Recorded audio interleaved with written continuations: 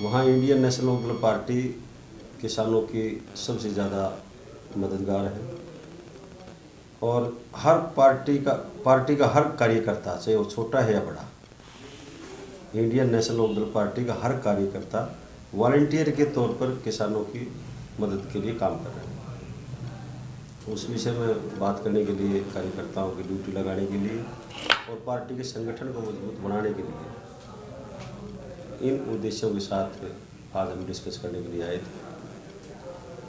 और आप सबको पता है कि किसी भी किसान संगठन ने इन कानूनों की डिमांड कभी की ही नहीं जो केंद्र की सरकार ने बढ़ा दी। ये कानून, ये कई लाख किसान दिल्ली के चारों तरफ बैठे हैं। माननीय प्रधानमंत्री जी कई हज़ार किलोमीटर दूर जा कर के किसानों की बात करते हैं, लेकिन पीएम हाउस के 10 किलोमीटर 12 किलोमीटर की दूरी पर कई लाख किसान बैठे हैं 4 महीने के करीब हो। क्या कभी प्रधानमंत्री जी ने उनसे बात की है? नहीं की। 11 दौर की बातचीत केंद्र सरकार से होने के बावजूद केंद्र सरकार का वही रुख रहा जो पहली मीटिंग में था। सरकार कहती है हमने किसानों के फायदे के लिए बनाए हैं, किसान कहते हैं फायदा गिनवा दो। सरकार कहती है हमने किसानों को आज़ाद कर दिया, वो अपनी जिन्स कहीं भी बेचे, अपनी फसल कहीं भी बेचे। क्या ये उचित है कि किसान, अगर मंडी ख़त्म हो जाएगी तो किसान कहाँ जा कर के बेचेगा? सरकार कहती है कि मंडी के बाहर और मंडी बनेगी। जो मंडी के बाहर मंडी बनेगी, अडानी की मंडी, उसमें सरकार ने ये कानून बनाने जा रही है सरकार कि उसमें कोई टैक्स नहीं लगेगा, यानी मार्केट फीस नहीं लगेगी। मार्केट फीस तो किसान ने देनी नहीं होती, वो तो जो खरीदार है उसको देनी होती है।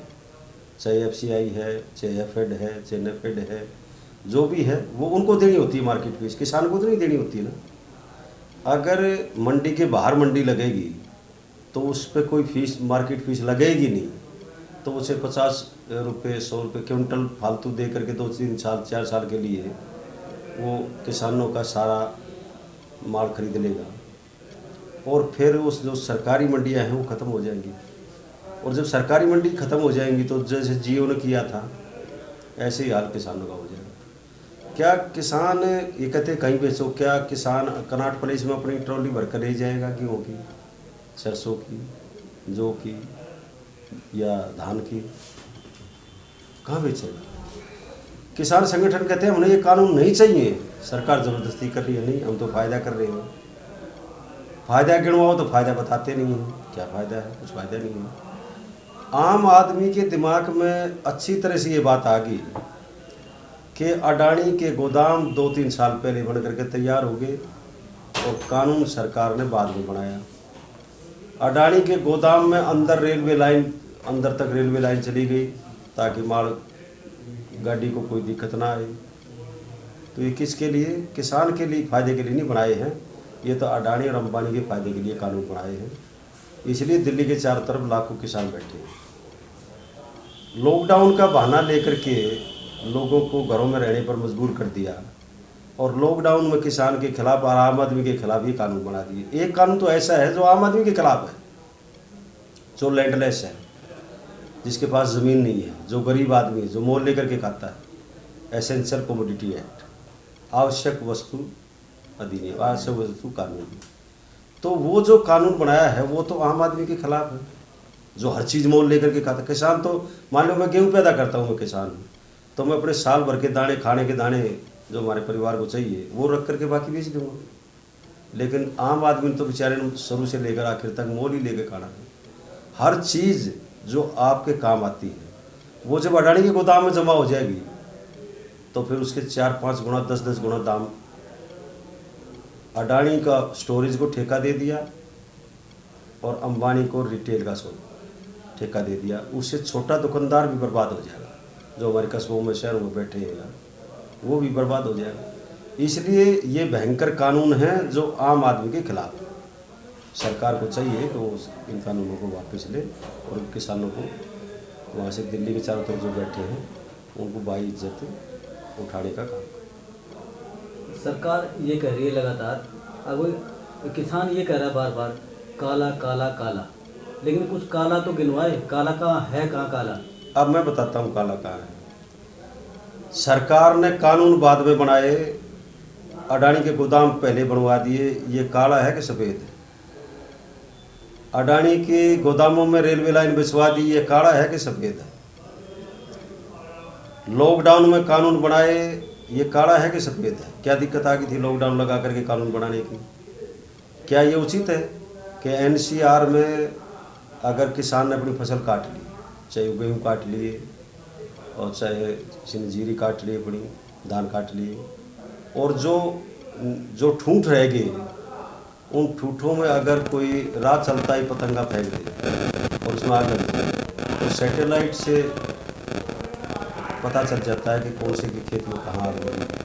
अगर किसान का आधा एकड़ भी जल जाए, वो ठूंठ जल जाए, तो फिर सरकार ने कानून बना दिया 1 करोड़ रुपया जुर्माना, 5 साल की सजा। ये उचित है क्या? ये काला है क्या? ये काला है या सफ़ेद है? ये इस किस्म के जो कानून बनाए हैं, ये फिर सफ़ेद कहाँ है बता दो एक बार। किसान कहता है हमने मांगे नहीं ये कानून, ये तो अडानी और अंबानी के लिए बनाए हैं, फिर ज़बरदस्ती क्यों कर दी सरकार? 350 के करीब किसान शहीद हो गए। क्या देश के प्रधानमंत्री जी को एक शब्द भी दोबारा नहीं समझा, उनकी सहानुभूति के लिए?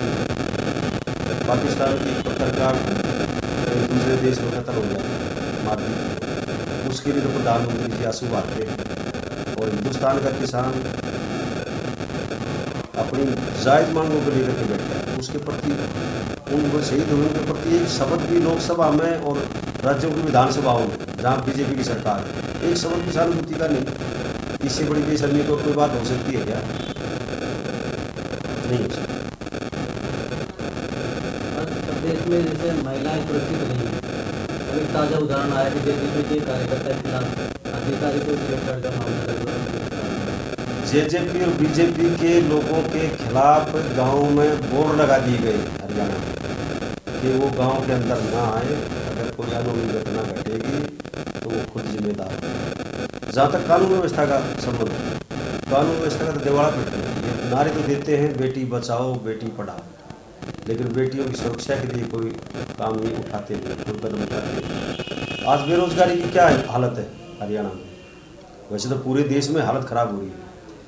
माननीय प्रधानमंत्री ने 2014 से पहले इस देश के लोगों से वादा किया था कि मैं 2 करोड़ नौकरियां हर साल दूंगा। 7.5 साल के करीब हो गए इनको। 15 करोड़ लोगों को नौकरी दी जानी चाहिए थी कि नहीं? क्या नहीं? 7 साल के करीब हो गई सरकार को। घोषणा के अनुसार तो दी जानी चाहिए। घोषणा के अनुसार तो 15 करोड़ 14 करोड़ लोगों को नौकरी दी जानी चाहिए थी, लेकिन इतनी नौकरी छीनने का काम किया। कितने सरकार के बोर्ड कॉरपोरेशन या इस किस्म के कंपनियां थी जो सरकार बेचने पर तुली हुई है। अब तो खबरें ये भी आ रही है कि 1 साल के बाद में हिंदुस्तान की कोई एयरलाइंस नहीं रहेगी, सब प्राइवेट हाथों में चली जाएगी। भारतीय पेट्रोल निगम बेच दिया, BPCL जिसको बोलते हैं, और अनेक चीज़ें LIC को बेचने को लगे हुए हैं। बंदरगाह बेच दी, 6 हवाई अड्डे बेच दिए, रेलवे स्टेशन बेच दिए, रेल भी प्राइवेट हाथों में देने जा रहे हैं।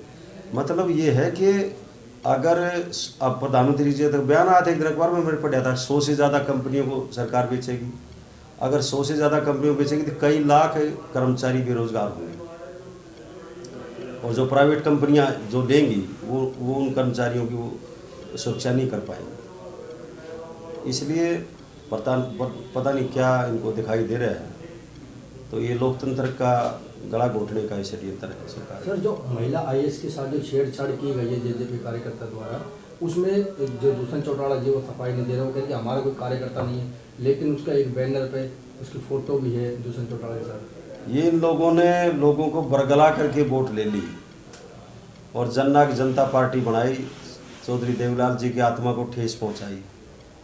अब इनकी ये हालत हो रही है कि गांव में अपने घर में जाते हुए भी डर लगता है जेजेपी बीजेपी के नेताओं को, क्योंकि इन लोगों ने किसानों के और आम आदमी के खिलाफ कानून बनाने का काम किया है। अब बेरोजगारी की देखो आप, इन्होंने युवाओं को हरियाणा में भी कहा था हम नौकरी देंगे, और ये कहा था कि बगैर पैसे के, बगैर पर्ची, बगैर खर्ची।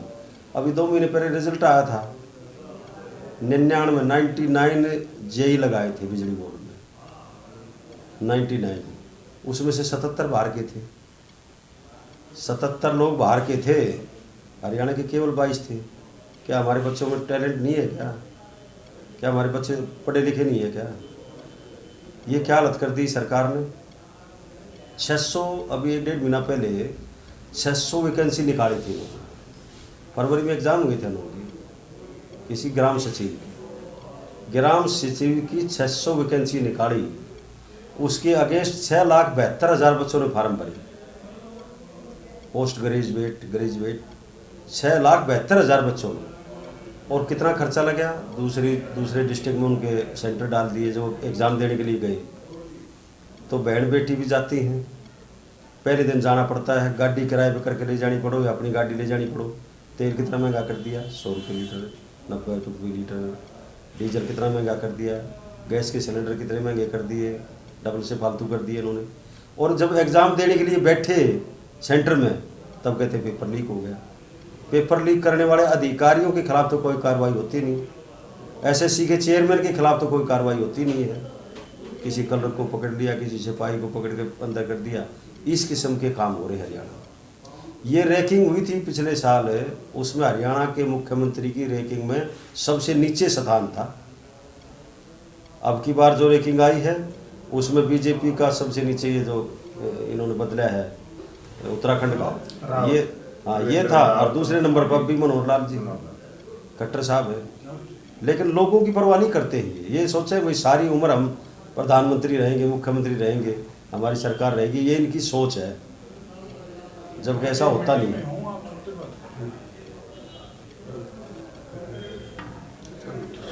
चलिए राठौर, अब 2 उपचुनाव होंगे।